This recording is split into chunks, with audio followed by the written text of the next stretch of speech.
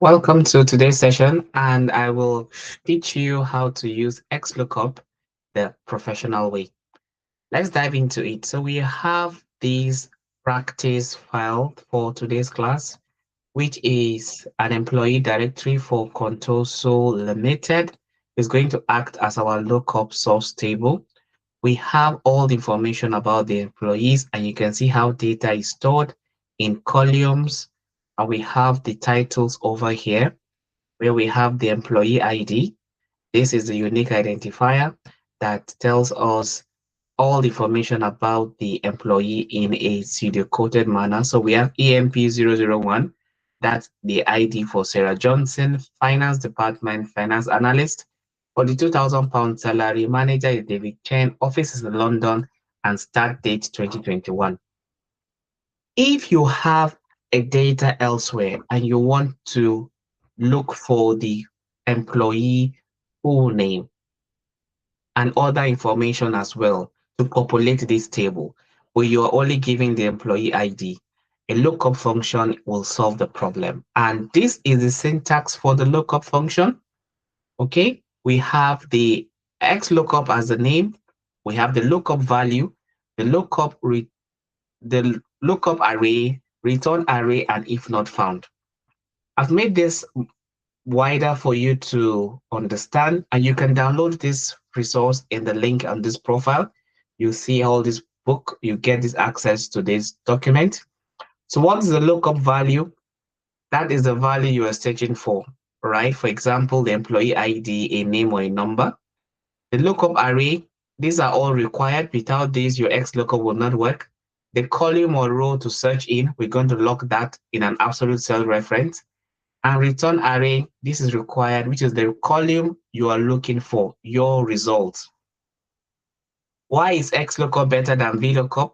Because VLOOKUP only searches from the left to the right, while XLOOKUP can return your answers for you in any direction, either left or right, right to left. That's also going to work for you. And you can see the benefits here as well. So let's dive into it, right? Let's dive into it. And let's look for the full name for this employee. We're using XLOOKUP. My lookup value is the employee ID, AMP003. I press a comma, the lookup array. So where is the table that has the list of all these employee ID? I will switch over to the employee directory and highlight all the range here by pressing Ctrl Shift and down arrow key. I then press F4 key on my keyboard to transform that into an absolute cell reference. Whilst I am still on this employee directory sheet, I click in the formula bar and press comma. I am not going to move away from this sheet. I'll still stay here and I'm looking for the full name, right? So this is the return array for the full name. I click on the first record and select every record in there, Ctrl Shift and down arrow key. And I'm going to lock that in an absolute cell reference by pressing the F4 key on my keyboard once. And I close the bracket and press enter. That is how XLOOKUP works. Very easy and straightforward. If I put my cursor in the bottom right corner, and when it changes to a black crosshair, I double click at this point, that formula applies down to everybody in that table. Quick, easy, and you've gotten your lookup. Now let's write for the department again. Equal to XLOOKUP, lookup value is AMP003. Press a comma. We switch over to the employee directory. This is our lookup array. This is the column that has all the list of the lookup value. That's what the array is. And I'm looking for the department, I believe. So this is the department. Now, I just made a mistake that most people will do, and that was intentional. When I switched over to my source data, I did not scroll all the way to the top record to begin highlighting. Do you see my highlighting? My range starts from A9 instead of A4. So if you do it this way, you're going to make mistakes. So always ensure that you are always highlighting from the top of your record. So this is the return array, and I scroll all the way to the top from C4. Oops, because I clicked on error, I can always double click there.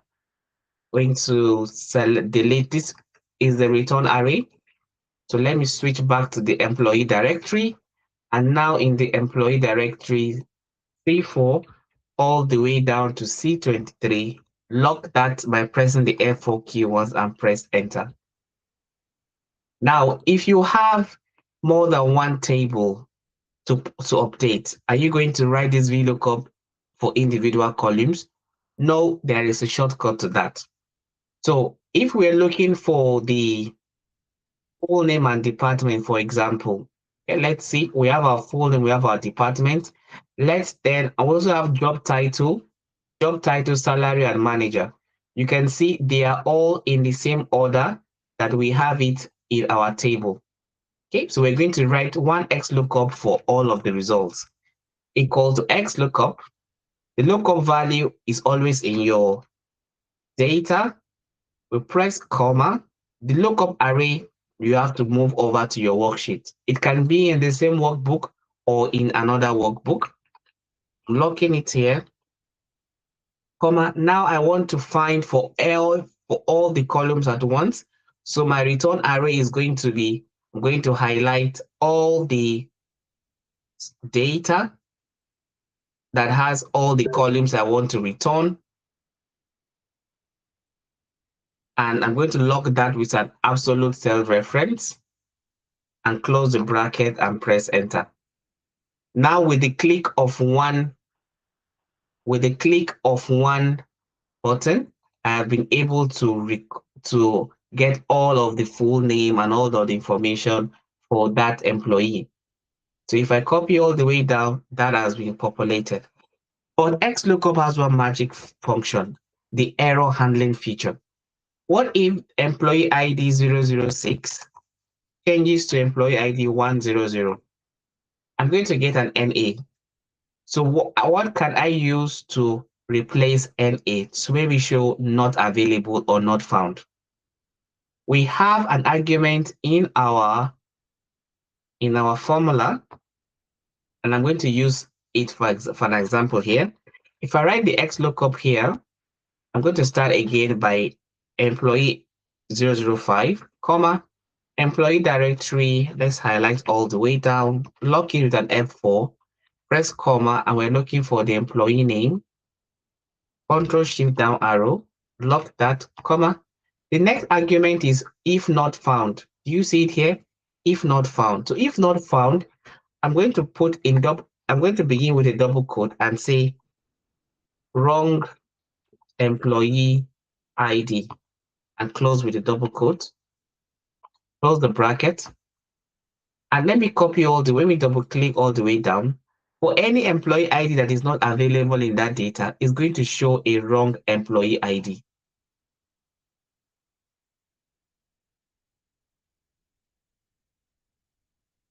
It's going to show a wrong employee ID. So that's how you're going to use XLOOKUP to solve that. And I hope you're getting value. Like the video, save and subscribe, and we're going to continue giving out more interesting videos. If you want to create a salary band, okay, whereby you want to find salary that is in a range, what we have done over here is also a little of a lookup, a small lookup where we have said if any salary is 0, that band salary is in a band of below 30K. And if the salary is 30,000, then it's a band 2, 30 to 49,000. Band 3 in that order, band 4 and 5. So I have given you all the results here. So this salary for the 2,000 falls between band 2 because between 30 to 44,999. How can we dynamically create this so that if this salary, for example, is 0, we can see that the salary band automatically changes. We can do that also using XLOOKUP when we are finding our value. So let me just delete this one, for example, and let us return the salary for the employee ID 001.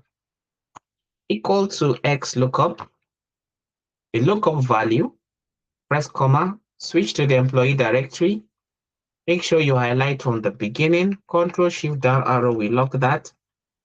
Comma, I'm looking for the salary, Control Shift down arrow, we lock that, and just close my bracket. I don't need to handle any error. So this salary is 42,000. Now I want to do a lookup. This is the salary band. Let me clear this so it doesn't confuse you. So using this salary figure here, I want to return the corresponding band. Equal to XLOOKUP. The lookup value is this currency here, 42,000, comma, the lookup array this is where all the minimum salary is available here. So we will look 42,000 in between these figures. We got to lock that in an absolute cell reference. We press comma. The return array is we want to find the corresponding band. Press F4 and lock it. I'm going to skip the argument for if not found and press a comma to skip that. Then the next is the match mode, meaning how do I want to find that salary figure? Now I'm going to select 0 is going to give you an exact match. So if it's 42,000, you should always get 42,000. But hey, that's not what I want, okay? I have a range. So I'm going to pick the -1, which is find the exact match or the next smaller item. So it's going to be 42 or the next smaller, not above. So if we pick -1 and close my bracket, because any argument that is in square bracket, any argument in square bracket is optional. Close my bracket and press enter. Now in 42,000, that XLOOKUP is going to find that 42,000 or lower. And 42,000 falls between 30 to 39K. So if I copy all the formula down, I automatically got the salary for this employee. And if I also copy all the way down, I automatically got the band. That is a powerful use of XLOOKUP. If you're getting value, like this video, comment and share. And if you want a private one-on-one training, reach out to intelligencewithdata.com. They are more than happy to take on a training with you. And I'll see you in the next video.